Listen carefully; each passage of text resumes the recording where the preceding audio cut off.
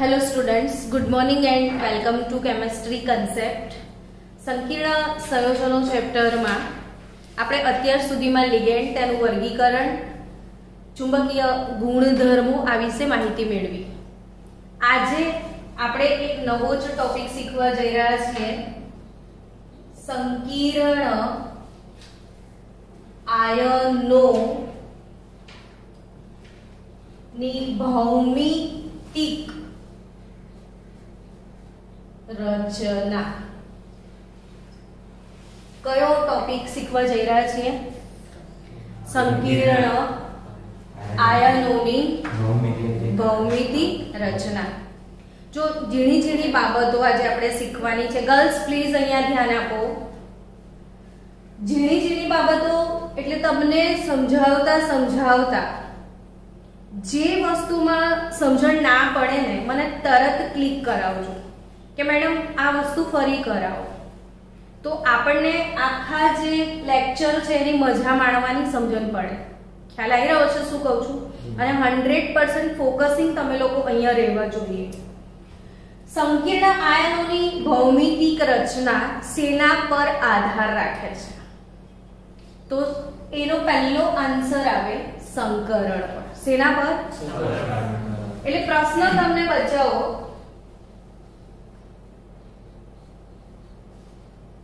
એ થાય તરત કે આ સંકરણ એટલે શું? કેટલી બધી વાર આપણે 11th માં સંકરણ શબ્દ ભણી ગયા.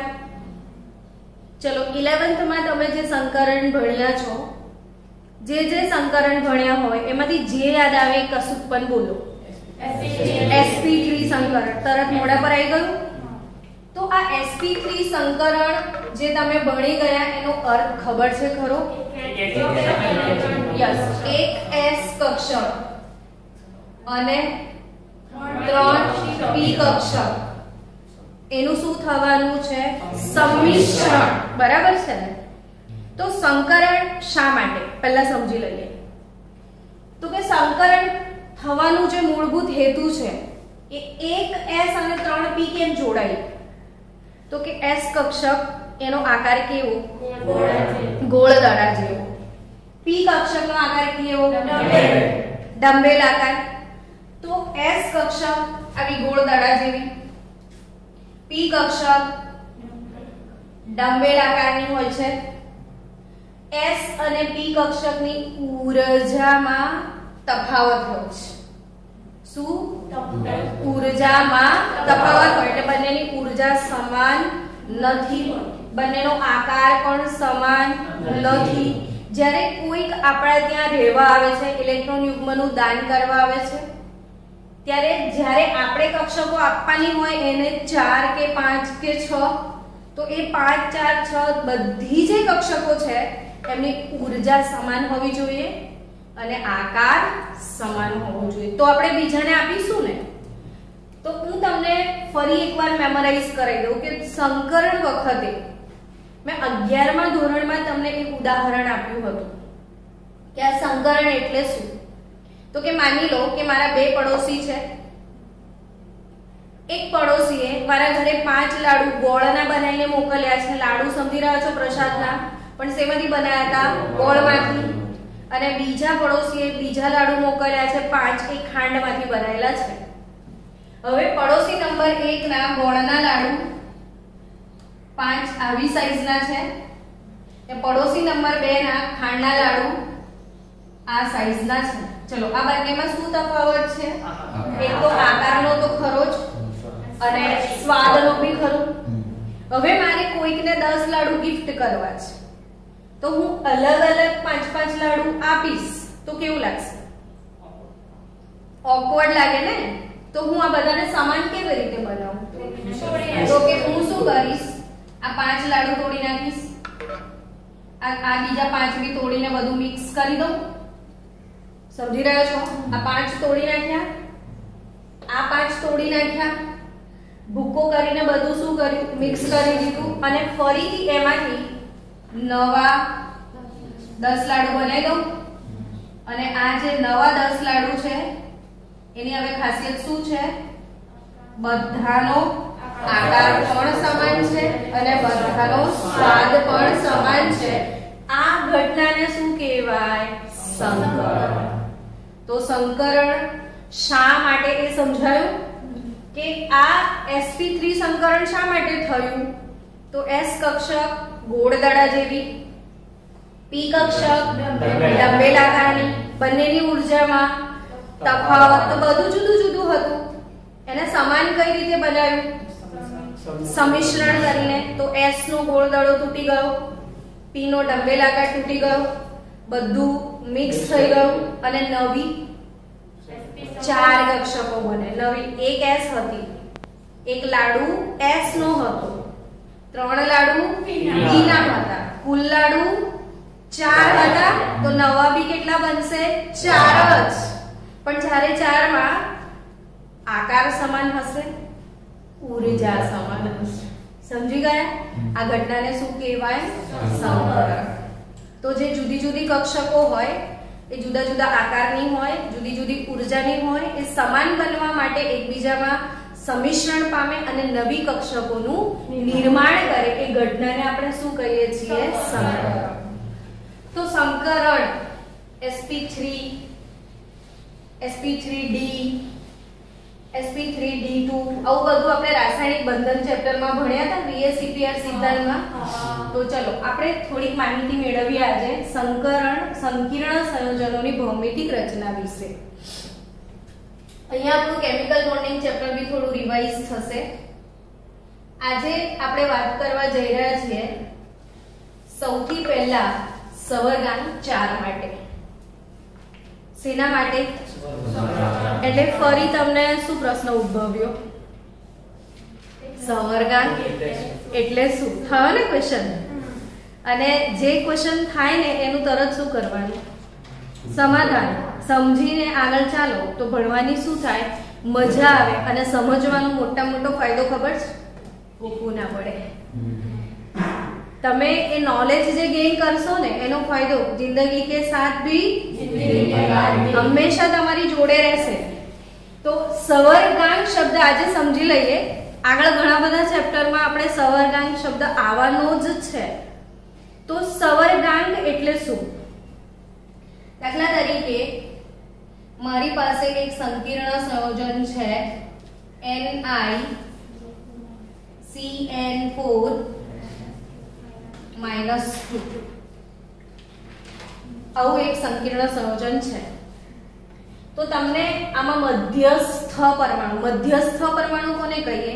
જે હંમેશા સેન્ટરમાં રહેવાનો છે. ફોર એક્ઝામ્પલ CH4 હોય તો તમે સેન્ટર કોને ગણશો? કાર્બનને ગણશો ને. પછી ઓબ્વિયસલી તમને મનમાં ખબર છે કે કાર્બનની આજુબાજુ 4 હાઇડ્રોજન ગોઠવાયેલા છે. સમજી રહ્યા છો? તો એમ આ સલ્ફ્યુરિક એસિડ છે H2SO4 તો તમે સેન્ટર કોને ગણો છો? સલ્ફરને ગણો છો, મધ્યસ્થ પરમાણુ. તો જે મિડલમાં હોય, સેન્ટરમાં હોય એ મધ્યસ્થ પરમાણુ થાય. તો આમાં મધ્યસ્થ પરમાણુ તમને આઈડિયા આવી ગયો હશે. કોણ છે? નિકલ છે. તો નિકલની આજુબાજુ શું લાગે છે? કેટલા લિગેન્ડ છે? 4. તમે લિગેન્ડ નું વર્ગીકરણ ભણી ગયા છો ને? જે ઇલેક્ટ્રોન યુગ્મન દાન કરીને ધાતુ આયન સાથે સવર્ગ સહસંયોજક બંધ બનાવે છે તેને આપણે લિગેન્ડ કહીએ છીએ. ને આવું સ્ક્વેર બ્રેકેટ વાળું સંકીર્ણ સંયોજન કહેવાય. એ નોર્મલ લેંગ્વેજમાં શીખાયેલું છે. આ પ્રથમ આકર્ષણ વર્તુળ કહેવાય ને. હવે નિકલની આજુબાજુ કેટલા લિગેન્ડ છે? 4 લિગેન્ડ છે. પણ નિકલની આજુબાજુ જે 4 લિગેન્ડ છે એ એકદંતીય છે કે દ્વિદંતીય? એકદંતીય. એટલે નિકલને 4 બંધ બનાયા છે એ વાત નક્કી. તો નિકલનો સવર્ગાંક અહીંયા શું થાય? 4. સમજી રહ્યા છો? શું તમે લિગેન્ડનું વર્ગીકરણ ભણ્યા? એમાં આવા કોઈ લિગેન્ડ વિશે ભણેલા? EN આવ્યો તો EN.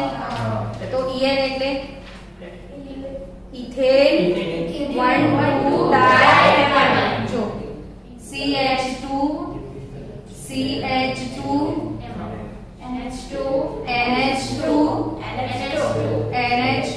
ઇથેન 1 2 ડાયમિથાઇલ નાઇટ્રોજન પર આવું કશું છે શું છે અબંધકારક ઇલેક્ટ્રોન યુગ્મ છે તો બે નાઇટ્રોજન પર બે અબંધકારક ઇલેક્ટ્રોન યુગ્મ છે આ દાતા પરમાણુ બની શકે આ બી દાતા પરમાણુ બની શકે તમને એવું ભણાયું હતું અંદર કે આને સવર્ગ સ્થળ નિર્દેશ કહેવાય જે પરમાણુ પરથી ઇલેક્ટ્રોન યુગ્મનું દાન એને શું કહેવાય સવર્ગ સ્થળ નિર્દેશ તો આમાં કેટલા છે બે કોઓર્ડિનેશન સાઇટ બે છે તો આ દ્વિદંતીય લિગેન્ડ કહેવાય કે નહીં કેવો કહેવાય એટલે લિગેન્ડ એક જ છે પણ બે જગ્યાથી દાન કરશે હવે ધારો કે આવો કોઈ કોમ્પ્લેક્સ આવ્યો COEN ટ્વાઇસ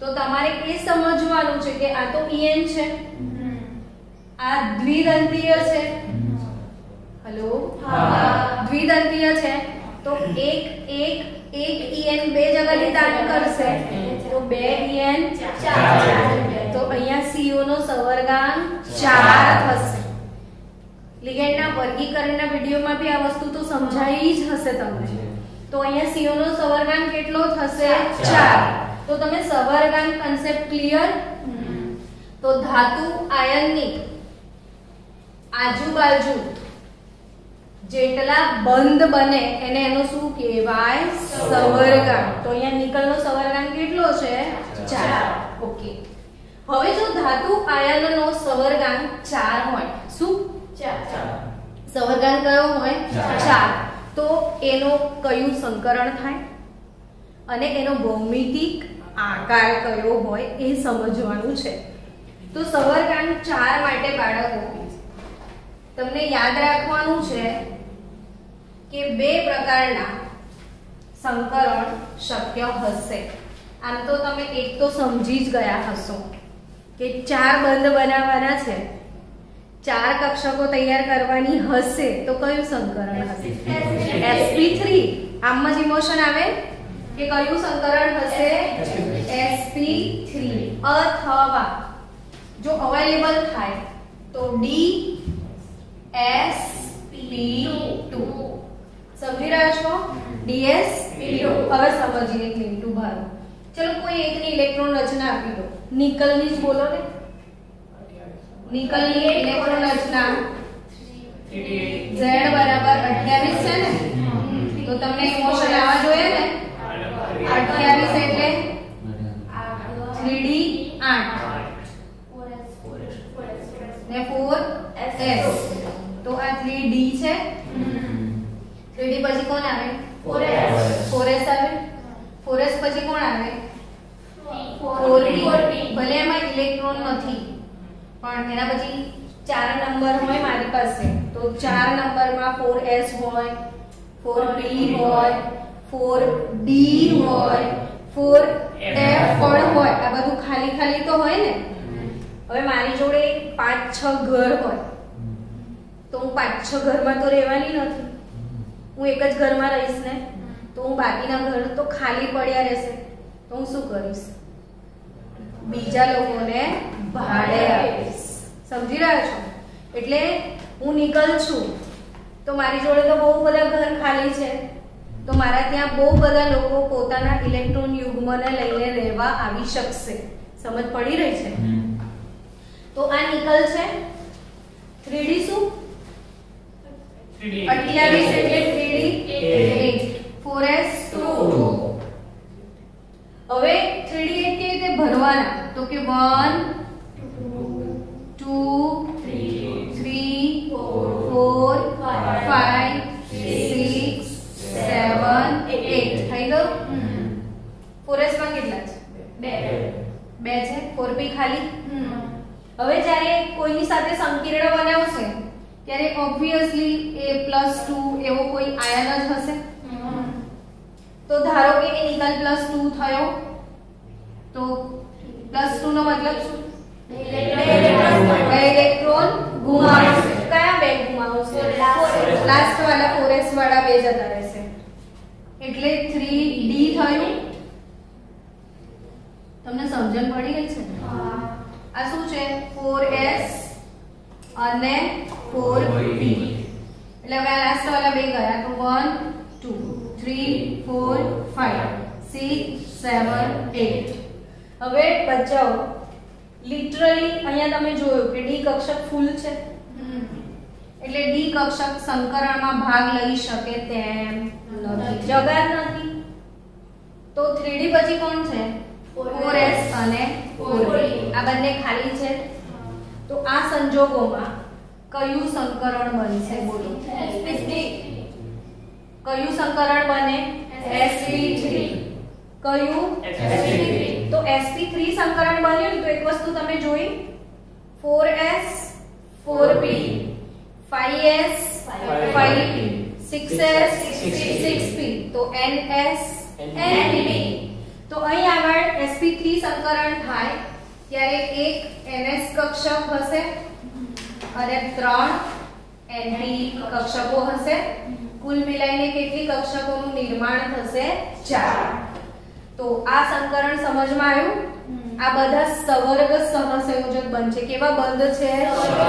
એટલે અહીંયા કોઈ ભાગીદારી નથી, એકની ખાલી કક્ષકો અને આવા વાળો પોતાના બંને ઇલેક્ટ્રોનનું દાન કરવાનો છે. સમજી રહ્યા છો? એ તો જેમ જેમ આપણે આ બધા સંકરણ ભણીશું એટલે કન્સેપ્ટ ક્લિયર થઈ જશે. અત્યારે ફક્ત મારો ગોલ સવર્ગાંક અને આકાર શીખવાડવાનો છે. તો સવર્ગાંક 4 હોય તો કયું સંકરણ શક્ય બને? sp3. ને કોણ કક્ષકો ભાગ લેશે? તો ns અને np કક્ષકો ભાગ લેશે. હવે આ જ વસ્તુ સમજજો કે બાય ચાન્સ નિકલમાં એવું થાય છે કે કોઈ પ્રબળ લિગેન્ડ આવી જાય. કેવો લિગેન્ડ આવી જાય? ને પ્રબળ લોકો એવા હોય જેનાથી બધા ડરે.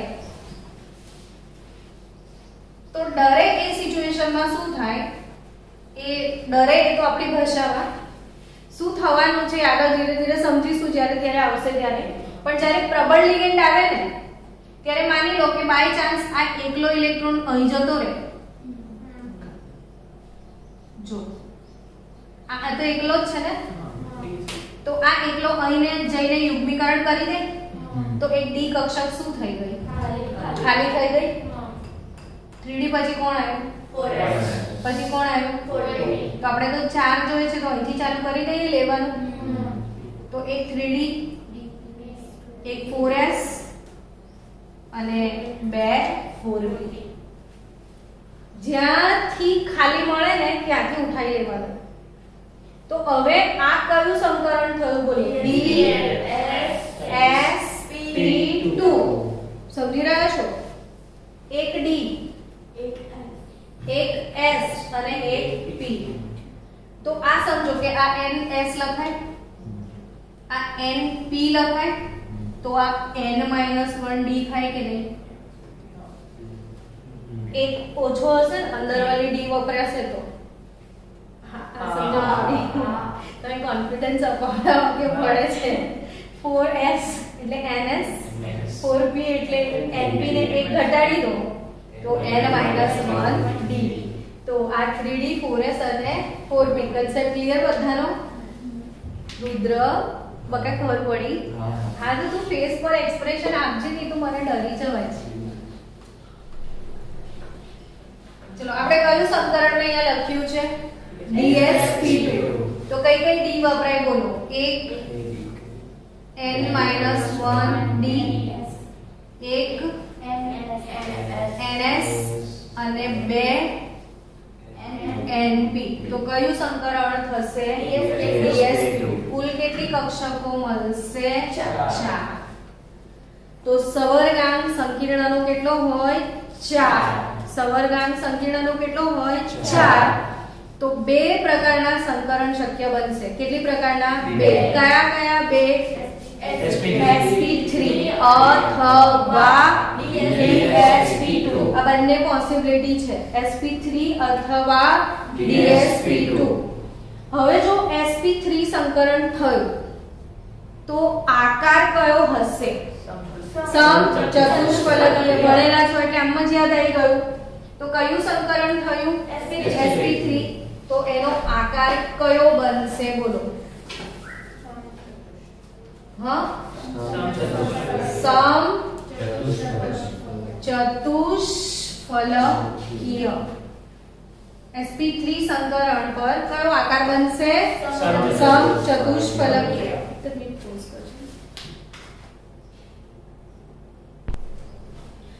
કયો આકાર? સમચતુષ્ફલકીય. હવે દોરતા આવડે તમને? સમચતુષ્ફલકીય આકાર કેવો હોય જો? જો 1 2 ને 3 આ 1 2 3 નીચેનો બેઝ ત્રિકોણ થઈ ગયો અને એક ઉપર હશે એમ આવી રીતે. સમજાઈ રહ્યો છે? પછી આને આમ બધી બાજુથી જોડી દો તો એ આકાર કયો થાય? સમચતુષ્ફલકીય થાય. હવે ઘરે જઈને તમારે ટ્રાય કરવાનું. 4 બટાકા લેવાના. કઈ રીતે ગોઠવશો? 1 2 3 મતલબ ત્રિકોણ આકાર. 1 2 3 ત્રિકોણ. 3 બટાકા ગોઠવે. હવે ચોથો ક્યાં? હા, એ 3 ની ઉપર. તો પછી કાર્બન કઈ હશે? તો કે આ 3 બટાકા ગોઠવ્યા ને તો જો અહીંયા છિદ્ર રચાયું. આ છિદ્ર રચાયું. એ છિદ્રમાં શું હશે? કાર્બન. તો કાર્બનને કઈ રીતે 4 લોકો ઓળખે છે? 1 2 3 ને 1 ઉપર ને નાના છિદ્રમાં કોણ? કાર્બન. આ આકાર કયો? સમચતુષ્ફલકીય. સમજાયું? તો આ કયો આકાર છે? સમચતુષ્ફલકીય. જો તો કયો આકાર છે? સમચતુષ્ફલકીય. તો એ દોરવાનો કેવી રીતે પેપર પર?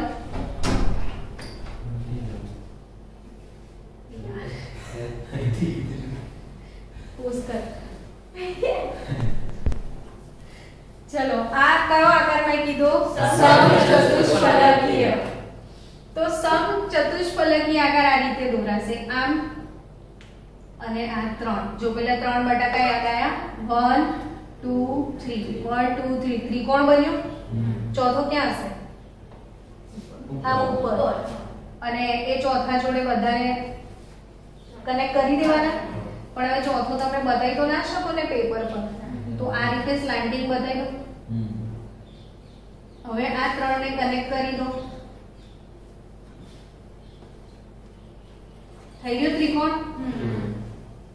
હા કે ના? હવે 3 ને કનેક્ટ કર્યા પછી આને બધા સાથે કનેક્ટ કરી દેશો તો આ આકાર કયો થયો?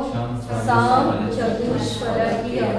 ને સમચતુષ્ફલકીય આકાર રચાય તો બંધ કોણ શેની આજુબાજુ હોય?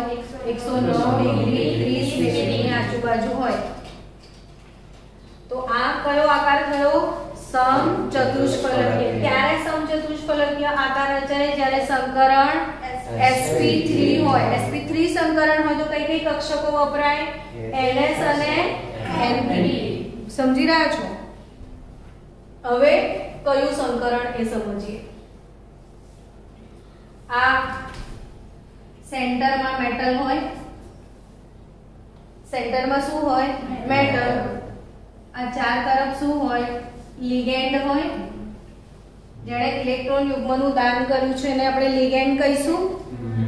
અને આ લિગેન્ડ મેટલને દાન કરવાનું છે તો લિગેન્ડ ટુ મેટલ બંધ આપણે બનાવતા હોઈએ છીએ. લિગેન્ડ ટુ મેટલ બંધ આપણે બનાવીએ.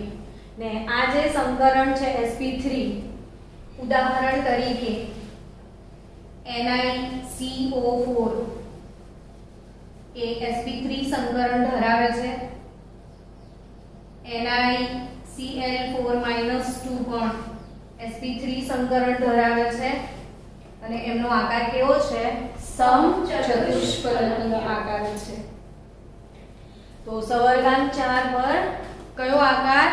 સમચતુષ્ફલકીય. પણ એક સવર્ગાંક 4 પર જો કયું સંકરણ થાય? DSP. જેમ કે NiCN4 -2. તમને એમ થતું હશે કે મેડમ આ બધા એક્ઝામ્પલ અમે કેવી રીતે યાદ રાખીશું? તો આપણે આગળ આના પછીનો જે નેક્સ્ટ ટોપિક છે એમાં આ જેટલા આ સંકીર્ણો લખ્યા છે એ બધાના સંકરણ ને ભૌમિતિક રચનાઓ આખા ક્વેશ્ચન જ આવવાના છે, એટલે કે આ પ્રોસેસ તમારા માટે બહુ જ ઈઝી ગોઈંગ બનવાની છે ધીમે ધીમે. બટ ટુડે આપણે ફોકસ એના પર કરી રહ્યા છીએ, ભૌમિતિક રચના અને સવર્ગાંક શીખી રહ્યા છીએ. આગળનું ધીરે ધીરે આવડશે જ. તો આ NiCN4 એટલે કયું સંકરણ થાય? DsP2. તો આકાર કેવો રચાય? સમતલીય સમચોરસ.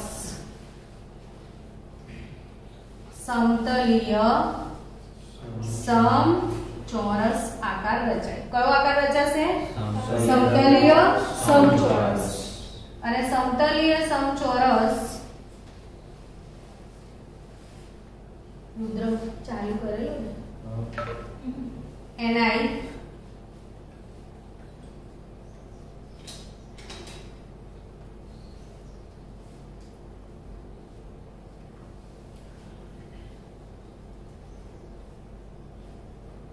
Ni જો આ ટાઈપનો આકાર હશે, લિગેન્ડ ટુ મેટલ બંધ બનેલા છે. તો આ બિલકુલ ચોરસ, સિમ્પલ ચોરસ આકાર જે હોય ને એને કયો આકાર કહેવાય? સમતલીય સમચોરસ. તો હવે ઓવરઓલ આ ટોપિકમાં આપણે શું ભણવાનું હતું ને શું યાદ રાખવાનું હતું? તો કે આ ટોપિકમાં આપણે ભણવાનું હતું કે જેનો સવર્ગાંક શું હોય? 4. એમાં કઈ પ્રકારના સંકરણ શક્ય બને? sp3 અને sp2 બે સંકરણ શક્ય બને. અને જો sp3 સંકરણ થાય તો આકાર કયો રચાય? સમચતુષ્ફલકીય. અને dsp2 સંકરણ થાય તો આકાર કયો રચાય? સમતલીય સમચોરસ. ડન. ચલો હવે નેક્સ્ટ આપણે ભૌમિતિક રચના તરફ આગળ વધીએ.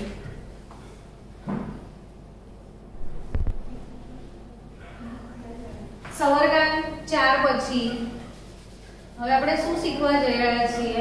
સવર્ગાંક 6. શું શીખવા જઈ રહ્યા છો? સવર્ગાંક 6.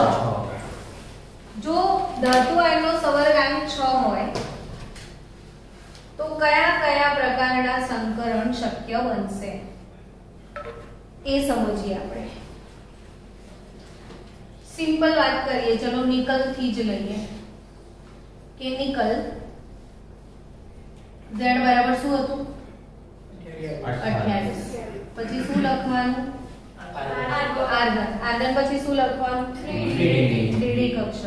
આવડી રહ્યું છે ને? મને કોન્ફિડન્સ છે કે તમે કરી રાખશો આ ચેપ્ટર બહુ સારું. 3D પછી શું આવે? 4s. 4s પછી શું આવે? 4p આવે. આ 3D આવે પહેલા, પછી શું આવે? 4s. પછી શું આવે? 4p પછી કોણ આવે? 4d આવે. ફરીથી d આવે. ભલે એમાં ઇલેક્ટ્રોન નથી પણ આવે તો ખરી. હવે જો નિકલ છે 3d, d 8 હોય છે ને, એટલે આ 1 2 3 4 5 6 7 8 કશું ખાલી નથી. અને આપણે સંકરણ કરવું છે તો અહીંથી લેવું પડે. હા કે ના? સવર્ગાંક કેટલો છે? 6. તો આપણે બીજાને 6 કક્ષકોનું દાન કરવાનું છે. કેટલી કક્ષકો આપવાની છે? એને 6 કક્ષકો અવેલેબલ કરવાની છે. તો કઈ કઈ 6? તો કે એક s, 3 p ને 2 d લઈ લઈએ. 1 + 3 4 + 2 6 થઈ જશે. તો કયું સંકરણ બને બોલો? એક s, 3 p અને 2 d. સમજાઈ ગયું? એક s, 3p અને 2d. હવે તમે જો 4s 4p 4d જ વપરાય. કઈ વપરાય? 4s 4p 4d વપરાય. તો અહીંયા યાદ રાખો કે ધાતુ આયનની કઈ વપરાશે? તો ns +np +nd. સમજ્યા? 4 4 4 ns np nd વપરાશે. હવે ns કેટલી? તો 1, np કેટલી? 3 અને d કેટલી? 2. તો આ જે સંકરણ શક્ય બન્યું. હવે આ sp d અવેલેબલ હતી તો થયું ને. જો માની લો કે અહીંયા જ આ ખાલી થઈ ગઈ હોત, જો ડી ખાલી હોત, અવેલેબલ હોત, તો વિચારો કે જો ડી અવેલેબલ હોત તો શું થાત? અહીંથી જ મળતું ને, અને ત્યાંથી મળતું તો આ વાળું સંકરણ D2sp3 થઈ જતું. જો ડી ખાલી હોત તો કયું સંકરણ થતું? D2sp3. આગળવાળી ડી વપરાતી, ખાલી ના હોત તો પાછળવાળી ડી વપરાતી, અને ખાલી હોત તો આગળ જેવી અવેલેબિલિટી. તો અહીં આગળ બીજું સંકરણ કયું શક્ય બનશે એવું મને કહો? D2sp3. બધા જ સ્ટુડન્ટને સમજાયું હોય એવું મને થોડું લાગે છે. પડી રહી છે ને સમજણ કે સવર ક્રમાંક 6 પર બે સંકરણ કયા શક્ય બને? sp3 અથવા D2sp3. તો હવે અહીં આગળ કઈ ડી સમજો? તો કે ns np પણ n -1d. સમજી રહ્યા છો? તો અહીંયા અંદર વાળી ડી વપરાય ને તો એનાથી જે સંકીર્ણનું નિર્માણ થાય એને આંતરકક્ષીય સંકીર્ણ કહેવાય. આંતરકક્ષક સંકીર્ણ અથવા આંતરકક્ષીય સંકીર્ણ કહેવાય. ને જો અંદર વાળી બહાર વાળી ડી વપરાય તો એ બાહ્ય કક્ષીય સંકીર્ણ બને. તો આ ઇનર ઓર્બિટલ કોમ્પ્લેક્સ, આ આઉટર ઓર્બિટલ કોમ્પ્લેક્સ. બાહ્ય કક્ષક સંકીર્ણ, આ આંતરકક્ષીય સંકીર્ણ. સમજાઈ રહ્યું છે તમને? તો હવે આ જે બંને સંકરણ થયા એમાં p કઈ વપરાય સમજો. ફરીથી ડિટેલિંગ કરીએ તો ns તો વપરાય, પ્લસ p માં કઈ તો npx npy npz વપરાશે, પ્લસ d કઈ એટલે ધારો કે p માં તો 3 હોય ને, px py pz, 4px 4py 4pz. s તો કોઈ પ્રકાર જ નથી તો d કઈ વપરાશે? 2d. તો આમાં જે 2d વપરાશે ને એ n dx2 - y2 અને n dz2. તમને બધાને ખબર છે કે d ને કેટલા પેટા પ્રકાર? 5. કયા કયા 5? તો dxy dyz dzx xy yz zx અને dx2 - y2 અને dz2. તો આ બે વપરાશે, dx2 - y2 અને dz2. અને આ નીટ માં પૂછાશે કે D2sp3 સંકરણ sp3d2 અથવા D2sp3 સંકરણ થાય તો કઈ બે ડી વપરાય? આ હાઈ લેવલનો ક્વેશ્ચન છે, કદાચ મોટા લોકો બી આન્સર નહીં આપી શકે. તો અહીં તમે વિચારજો કે બહુ જ સરસ સમજણવાળી વાત છે કે ડી કઈ વપરાશે? x2 - y2 અને z2 વાળી ડી જ વપરાશે. તો આ અહીં આગળ બી આ બંને ડી તો એ જ વપરાશે. n - 1 બે આ વાપરવાની છે, એક આ વાપરવાની છે, 3 આ વાપરવાની છે. ચલો હવે કુલ 6 કક્ષકોનું નિર્માણ થશે.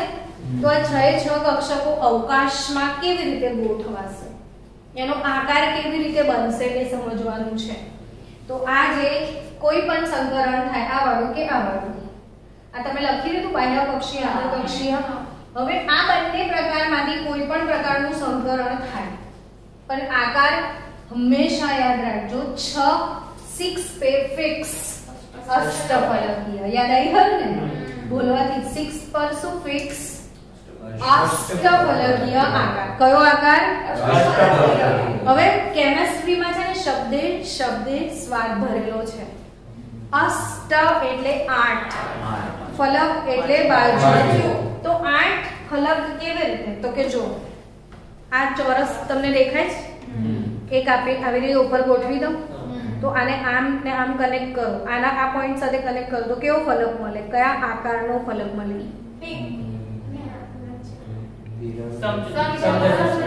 અરે આ ફલકની વાત કરું છું ખાલી. આ અહીંથી આમ અને અહીંથી આટલું જ તો ત્રિકોણાકાર ના મળે. અહીંથી તમે સમજી રહ્યા છો ફલક કયા આકારનો મળશે? અહીંથી આમ કનેક્ટ થયું તો ત્રિકોણાકારની બાજુ મળશે. પછી અહીંથી કરો તો બીજો ત્રિકોણ ફલક મળે, અહીંથી અને અહીંથી. તો અહીંયા તમને કેટલા ફલક મળ્યા? આ ચારે ચાર ખૂણાને અહીંયા કનેક્ટ કરવાના છે ટૂંકમાં. કેટલા ફલક મળ્યા? 4 મળ્યા. હવે એને નીચે કનેક્ટ કરો. કેટલા મળ્યા? ઉપર 4, નીચે 4, કેટલા થયા? 8. એટલે આનું નામ શું? અષ્ટફલકીય આકાર. સમજ્યા? તો અષ્ટફલકીય આકાર 6 પર જ હોય. 6 પર કેવી રીતે હોય સમજો. તો કે આ બુક જે હતી, આ બુક એને હું આ રીતે મૂકી દઉં તો આ 4 તો થઈ ગયા. હા કે ના? હવે ક્યાં હશે પાંચમો? એક ઉપર અને પેલો પાછળ. પણ પેપર પર તો મારે આ રીતે બતાવવું પડશે. તો આ અબાઉ ધ પ્લેન, પેલો બિલો ધ પ્લેન. સમજી રહ્યા છો? સમતલની ઉપર અને સમતલની નીચે. તો આ 6 લિગેન્ડ આ રીતે ગોઠવાશે.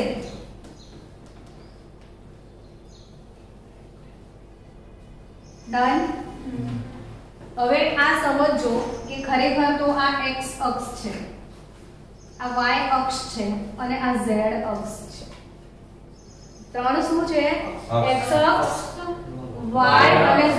તમને ખબર છે ત્રણે ત્રણ અક્ષ એકબીજાને લંબ હોય છે. એટલે કોઈ પણ બે બંધનકારક કક્ષકો વચ્ચેનો ખૂણો અહીંયા 90 ડિગ્રી થશે. કેટલા ડિગ્રીનો ખૂણો થશે? 90 ડિગ્રી. કેટલા ડિગ્રીનો? 90 ડિગ્રીનો ખૂણો થશે. અને આ આખું LML લેવા જશો ને, LML ઉપર ને નીચે વાળા, તો આ 180 નો થશે. આ રીતે સળંગ 180 ના થાય, બટ આ રીતે જોવા જાવ તો 90 ડિગ્રી ના. ને યાદ રાખજો કે આ આકારમાં આ બધી જ કક્ષકો અક્ષ પર ફેલાયેલી છે. x અક્ષ છે, આ y અક્ષ છે, આ z અક્ષ છે. તો આ કક્ષકો sp3d2 હોય કે d2sp3 હોય, ક્યાં ફેલાયેલી હોય? અક્ષ પર ફેલાયેલી હોય. ક્યાં ફેલાયેલી હોય? અને કઈ કઈ કક્ષકો વપરાય છે એ સમજી ગયા છો ને તમે? ને આ આકાર કયો છે? અષ્ટફલકીય. કયા સવર્ગાંક પર આકાર મળે? સવર્ગાંક 6 પર. Concept clear? તો આજે આપણે કયા પ્રકારની ભૌમિતિક રચના વિશે વાત કરી? સવર્ગાંક 4, સવર્ગાંક 6. આવતીકાલે સવર્ગાંક 5 એનું સંકરણ ને ઓવરઓલ સવર્ગ બહુફલકીયનો કન્સેપ્ટ આપણે પૂરો કરી દઈશું. બધી જ પ્રકારના આકૃતિઓ આપણે દોરી દઈશું, પછી ત્યાંથી નાના નાના શબ્દો સાથે પાછા આગળ વધીશું.